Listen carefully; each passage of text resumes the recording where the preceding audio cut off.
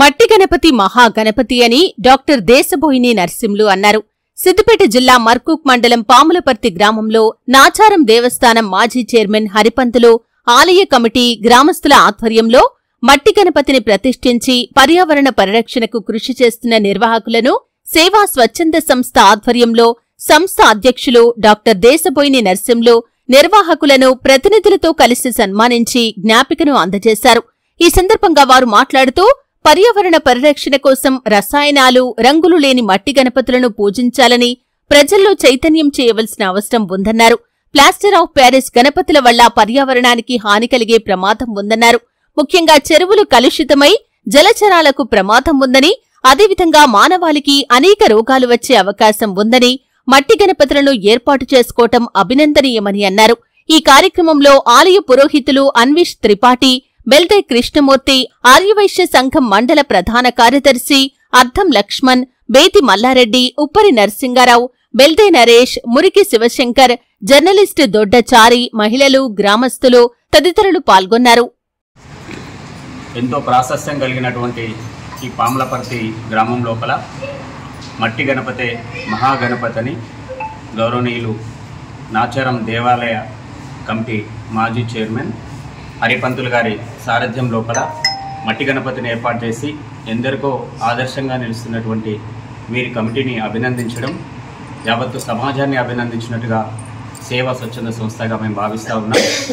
ఈ సమయం లోపల వర్షాలు సమృద్ధిగా పడి చెరువు, కుంటలు అన్నీ కూడా నిండి సస్యశ్యామలంగా ఉండేటువంటి ఈ సందర్భం లోపల గణాధిపతి అయినటువంటి గణపతిని పూజించాలని, తద్వారా పర్యావరణాన్ని పరిరక్షించాలని ఏర్పడినటువంటి పండుగను మట్టి గణపతులతో చేసుకున్నటువంటి ఆరోగ్యకరంగా ఉంటుంది అని భావించి మట్టి గణపతిని ఏర్పాటు చేసుకున్నటువంటి వీరిని ప్రత్యేకంగా అభినందించాలి.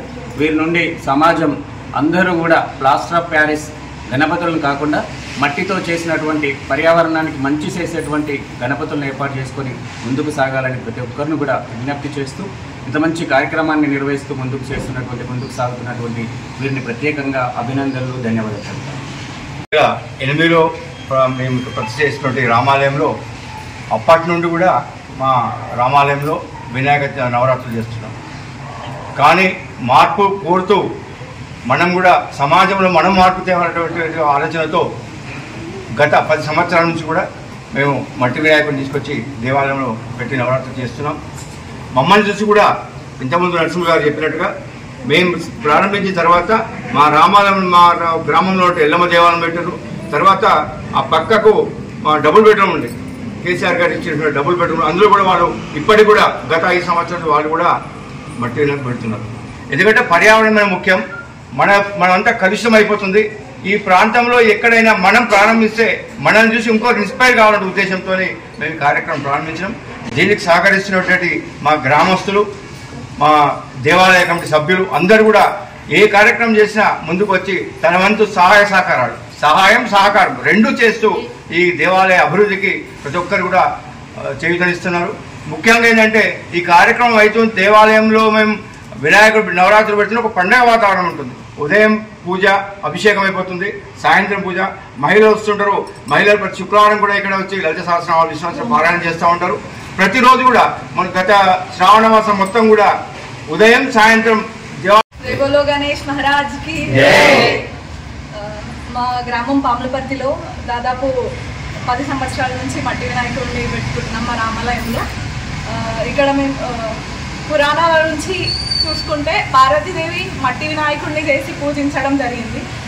అలానే మట్టి వినాయకుడే శ్రేష్టమని పర్యావరణాన్ని కాపాడుకుంటూ మట్టి గణపతిని పూజిస్తూ ఎన్విరాన్మెంట్ని సేవ్ చేస్తూ, అలానే మేము నెక్స్ట్ జనరేషన్కి కూడా ఏంటంటే మట్టి వినాయకులను పూజిస్తే మన ప్రకృతిని కాపాడుకుంటామని చెప్పి అలా చెప్తూ మేము అలానే మా పెద్దవాళ్ళని మేము అలానే పాటిస్తూ మా చిన్న వాళ్ళకి మేము అలానే చెప్తామని చెప్పేసి